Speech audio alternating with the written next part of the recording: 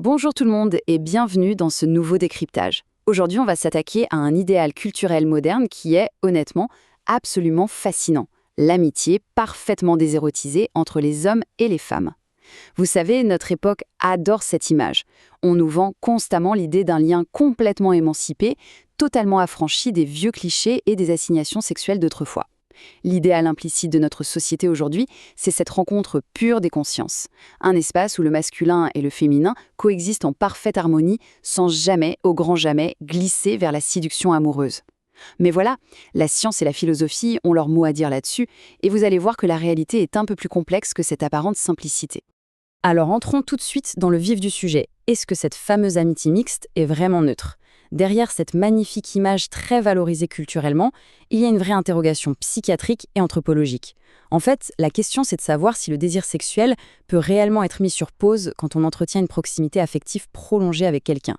Ou bien, est-ce que ce désir reste là, tapis dans l'ombre, comme une sorte de force silencieuse, capable à tout moment de reconfigurer toute la relation ? C'est exactement ce qu'on va décortiquer aujourd'hui. Première partie de notre réflexion, le mythe de l'amitié, ou plutôt cette illusion toute moderne. La société contemporaine chérit l'idée d'une rencontre purement platonique, mais voyons ce qu'il en est concrètement. Ce qui nous amène directement à notre deuxième point, la neurobiologie du lien, et comment fonctionnent nos circuits de l'attachement. D'un point de vue purement neuropsychiatrique, il faut savoir un truc fondamental. L'être humain n'entre jamais, au grand jamais, dans une relation de manière neutre. Toute connexion humaine un tant soit peu significative va immédiatement allumer des systèmes très complexes dans notre cerveau, notamment nos circuits dopaminergiques, comme le striatum ventral ou l'amygdale. Et quand on regarde de plus près les caractéristiques de l'attachement, on comprend très vite pourquoi la frontière est si floue. C'est littéralement la même architecture cérébrale qui gère l'amitié et l'amour. Les deux partagent des traits clés, la proximité émotionnelle, cette attention hyper sélective qu'on porte à l'autre, cette petite excitation gratifiante juste avant de se voir, le renforcement de la mémoire et bien sûr, ce besoin vital de réciprocité. La différence entre les deux ne vient donc pas de l'investissement émotionnel en lui-même, mais plutôt de la façon dont notre cerveau va coder et étiqueter cet investissement. Et alors là, pour ajouter une petite touche d'ironie à cette mécanique cérébrale, la psychologie évolutionniste nous offre une statistique assez amusante. En moyenne, les hommes ont une nette tendance à surestimer la disponibilité sexuelle potentielle de leurs amis. Et à l'inverse, les femmes ont tendance à largement sous-estimer cette même dimension chez leurs amis masculins. Alors, sans vouloir tomber dans le cliché de comptoir, ça prouve de façon assez claire qu'une séparation stricte et supernaturelle entre la proximité affective et l'attention sexuelle, eh bien, c'est ni spontané ni universel. Le quiproquo fait presque partie du système par défaut. Passons à notre troisième axe, la fameuse petite antipathie physique, une intuition assez provocatrice de Nietzsche. Parce que oui, pour maintenir la stabilité d'un lien amical, il faut un mécanisme régulateur, vu que notre biologie rend les frontières de plus en plus poreuses avec l'intimité. Et ce qui est vraiment intéressant avec cette citation de Nietzsche, c'est qu'elle est presque toujours comprise de travers. On a tendance à la caricaturer en disant que c'est juste du cynisme. Mais sur le plan psychodynamique, c'est tout simplement brillant. Cette petite antipathie, ce n'est pas du dégoût, pas du tout. C'est en fait une limitation spontanée de l'investissement érotique. C'est une sorte de rempart psychologique, une absence de fascination charnelle absolue qui va empêcher la relation d'être totalement engloutie par nos pulsions. Et pour bien comprendre cette intuition d'un point de vue clinique, il suffit de faire un petit détour par Sigmund Freud. C'est ce qu'il appelait la sublimation. En gros, notre civilisation entière et nos propres psychés reposent sur notre capacité à prendre l'énergie de nos pulsions sexuelles et à la dériver vers d'autres formes d'accomplissements sociaux. L'amitié mixte agirait donc exactement comme ça. Une sublimation partielle de notre énergie libidinale. L'énergie est bien là, elle sert même de carburant à la relation, mais elle est habilement dérivée pour créer un lien stable sur la durée au lieu de chercher une consommation immédiate. Et ça nous amène à deux concepts sémantiques issus de la langue arabe qui sont d'une justesse incroyable pour illustrer cet équilibre. D'un côté, on a l'investissement total, le souci profond de l'autre, une vraie empathie. Et de l'autre, on a une notion qui ne veut pas du tout dire froideur ou indifférence, mais plutôt distance protectrice. C'est un mécanisme absolument vital.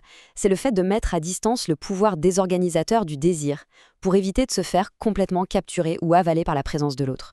Quatrième partie de notre analyse, le paradoxe de l'intimité, ou l'art délicat de la proximité sans possession. La psychiatrie relationnelle met en lumière un phénomène assez complexe, et on en a tous fait l'expérience. L'esprit humain a un mal de chien à supporter les zones grises. L'amitié authentique, ça demande une proximité folle, mais sans possession. Une tendresse énorme, mais sans exclusivité. C'est un entre-deux qui coûte extrêmement cher en énergie psychologique. Du coup, face à la tension créée par cette ambiguïté, notre cerveau, et particulièrement chez les personnalités un peu anxieuses, va chercher à fuir vers ce qu'on appelle des attracteurs psychiques spontanés. En gros, pour relâcher la pression, la relation va naturellement glisser vers des choses plus simples à gérer. On va soit sexualiser le lien pour que ce soit clair, soit tomber dans la dépendance, la fusion, agir comme un parent protecteur, ou parfois carrément choisir la fuite et rompre le contact. L'esprit cherche désespérément une étiquette claire pour calmer le jeu. Donc, la thèse centrale de tout ça, elle est limpide. Maintenir une vraie amitié mixte sur la durée, sans déraper vers l'un de ses attracteurs, eh bien ça demande une sacrée maturité psychique. Et attention, on ne parle pas de jouer au sein et de faire semblant de n'avoir aucune pulsion. C'est littéralement l'inverse. La vraie maturité, c'est la capacité de regarder ce désir en face, de le symboliser et surtout de tolérer son inachèvement. C'est accepter de ressentir quelque chose sans avoir ce besoin compulsif de passer à l'acte. Ce qui nous mène à notre 5e et dernière grande partie, une construction psychique exigeante face à la réalité concrète du désir.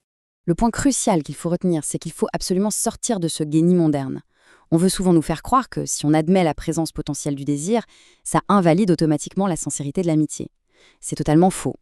Le désir organise notre attention, c'est un fait humain, et on ne l'efface pas juste parce que la société a décrété que c'était mieux comme ça.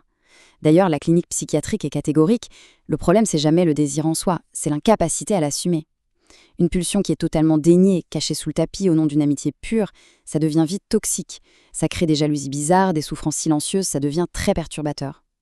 À l'inverse, une pulsion reconnue ouvertement, c'est un matériau qu'on peut intelligemment encadrer, symboliser et contenir. Alors, comment on atteint ces fameux équilibres ? Pour que deux personnes puissent vraiment se parler d'âme à âme sans que tout parte en vrille, il y a des conditions hyper exigeantes. Ça demande d'abord de bien savoir qui on est, une bonne différenciation narcissique, de pouvoir tolérer le manque et la frustration, de n'avoir aucune exigence de possession sur l'autre, et enfin d'être un minimum pacifié avec ses propres pulsions.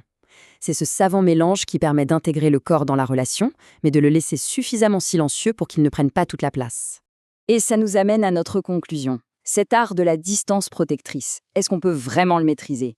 L'amitié authentique entre un homme et une femme, ce n'est pas l'effacement magique du corps. C'est un véritable chef-d'œuvre psychologique, un travail d'équilibriste. C'est une négociation de tous les jours, toujours un peu précaire, entre la tendresse, le désir et nos limites. Et finalement, je vous laisse avec cette réflexion. Est-ce que la beauté la plus absolue de l'expérience humaine, ce ne serait pas précisément cette élégance-là ? La capacité de côtoyer la chaleur d'un feu intense, d'en profiter pleinement, sans jamais s'y laisser consommer.